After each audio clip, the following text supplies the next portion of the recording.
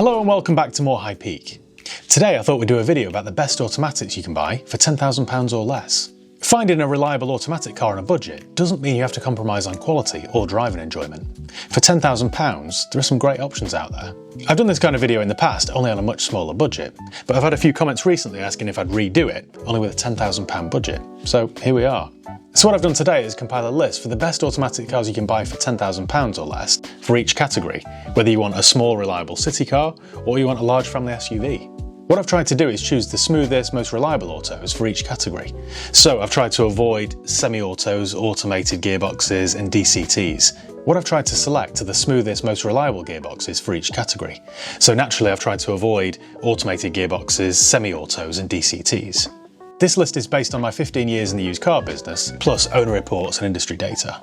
Okay then, let's get started. If you're looking for a small, reliable hatchback, then there aren't that many options, to be honest. Everybody makes an automatic, but most of them, like French cars and German cars, tend to be twin clutch automatics or an automated manual, and they're just not good news. They're quite unreliable. They tend to be not great to drive, and they're not that reliable, and they're quite costly to repair. So out of all the options out there, I've narrowed this down to just two. First up, you've got the Honda Jazz or the Toyota Yaris. And whilst both these cars won't set your heart racing, they are the most reliable options for you. For £10,000, you'll get something like a 2017 or 2018 with low to average mileage. And whilst that might not sound like great value for money, they depreciate so slowly, as you can see. My choice personally would be a Yaris hybrid because I just think they're great cars. Toyota have been making that hybrid system now for nearly 30 years. They rarely go wrong, and when they do go wrong, they're quite cheap to repair. The other good thing is if you get one from pre-2017, the road tax is free. After 2017, it's a flat fee of $195 a year. And the other good thing is they're capable of something like 65 miles per gallon. So they're one of the cheapest cars to keep on the road. And despite it being a small car, depending on the spec you go for, you can get it nicely spec'd. So you can have things like a reverse camera, cruise control, that sort of thing. The other option I mentioned is the Honda Jazz, and that also is a great, reliable car. They do get a bit of flack for being an OAP's car, which I can kind of see why, but I quite like them. They're really practical.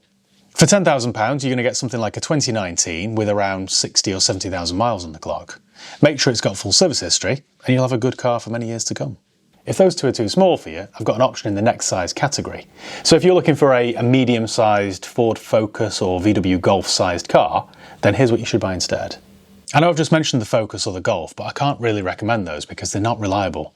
They use twin-clutch gearboxes like the DSG or the PowerShift, and personally, I'd steer clear of them. Instead, I'd probably recommend one of these two options. So first up, don't switch off now, I promise this list gets more exciting. First up is the Toyota Prius. Petrol heads have always hated the Prius, but I see the point. I quite like it. I actually owned one about 10 or 12 years ago as my own car. There's a reason every single taxi company in the world runs them. They just never break. You get a decent sized boot, there's plenty of room in the back, they ride really nicely, they're nice and comfortable, they're cheap to run, you'll get 65 mpg from them. Here in the UK they're cheap to tax, and they're really reliable. £10,000 will get you something like a 2017-2018 with average mileage, and again just make sure it's got full service history, and you've got a good sensible family car. The other option if you're after something a bit sportier is the Mazda 3, but make sure you go for a petrol, not a diesel. I don't think the diesels are reliable at all, but the petrols on the other hand seem to be. They're a bit more fun to drive and they're certainly better looking. So £10,000 will get you something like a 2016-2017 with low mileage. If you go for something like an SEL, then it'll come highly spec'd as well. So you'll get things like a Bose sound system, head-up displays, xenon lights, so they are great value for money. You'll probably notice a trend here as well. All these small automatics do hold the money really well, so if you look after them, then it's quite a safe investment. I know this from doing my job, but any small auto sells quickly, and it'll go for probably a £2,000 premium over the manual equivalent. Before we get on to the next one, I just want to say a big thank you to today's video sponsor, Car Vertical. Now, if you're in the market for a used car or motorbike, it's really important that you do a thorough vehicle history check first, and with Car Vertical, that couldn't be easier. I'll leave the link below in the video description, but all you need to do is head over to carvertical.com and type in the reg or the VIN. And this isn't just a UK thing, it works in over 35 different countries. Simply type in the reg or the VIN and then check vehicle. A few moments later you'll get a full detailed report back which will tell you whether the car's ever been stolen, written off, had a mileage rollback or has outstanding finance on it. But it's even more thorough than that. It'll show the MOT history, the average market value, the ownership changes, the reg plate changes, the spec and a whole lot more. Sometimes it'll show you photographs from the last time the car was advertised. Sometimes it'll show you photographs if the car was involved in an accident so you can see how bad the damage was. It's a really useful tool.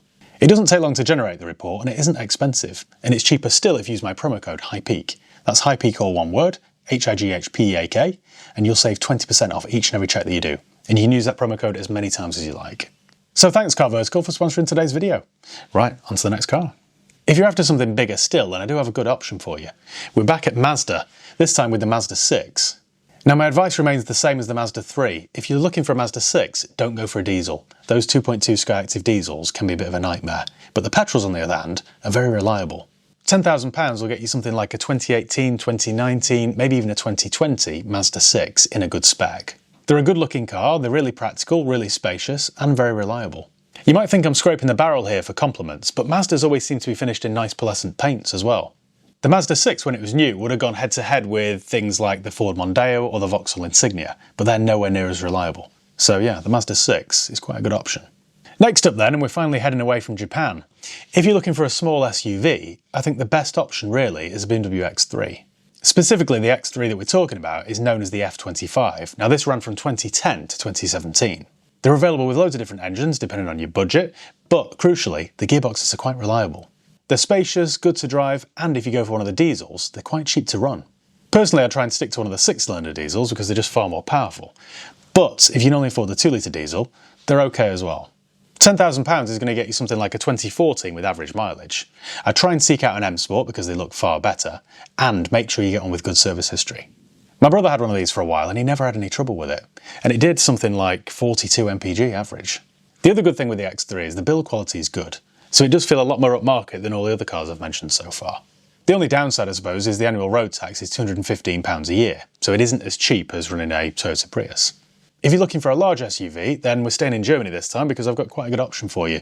It's the Mercedes ML. Now the ML I'm talking about is known as the 166, and it first came out in 2011. It later changed its name to the GLE, but I don't think you'll buy a GLE for £10,000. £10,000 will get you a 2013 or 2014 ML. Now, if your budget's tighter, you could go for an ML 250. Now, that uses the old 2.1 litre 4-cylinder turbo diesel, and it's quite a reliable motor.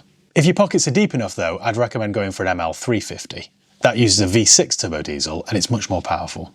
The downside, of course, to that, though, is they're a bit thirstier, and the road tax will be higher. I really like this era of Mercedes ML. They're spacious, practical, they're good to drive, and because this video's all about the automatic gearbox, let's talk about this one. This uses Mercedes 7G Auto. Now that's a 7-speed automatic gearbox, but it's a traditional auto with a torque converter, and they're really reliable. They're smooth, refined, they shift nicely, and they're just well suited for this kind of SUV. What I will say though about that gearbox is, it does need a service at maybe 80 or 90,000 miles. Now Mercedes will tell you that it's sealed for life, but take that with a pinch of salt. Make sure you get it serviced at 80 or 90,000 miles, and then it will be quite reliable. My advice if you're looking for one is make sure you get on with full service history, and make sure you service the gearbox. If you want something sporty in auto, I've got quite a good option for you. Now I know that sounds counterintuitive, because most people who want a sports car want to change gears themselves, but an auto really just is better for everyday driving. Also, most modern autos can shift faster than you could in a manual, so that argument really goes out the window. Anyway, my option for you, if you're looking for a sporty auto, is the Nissan 370Z. Now, I'm a big fan of this car. I did a review with one a couple of years ago, and I was really impressed. They've been around since 2009, and they're a really good option. They're rare, so every single time you see one, or you will if you're anything like me, they do make you turn your head. They've got an awful lot going for them. They're quite practical, there's plenty of room inside, and you get a decent sized boot.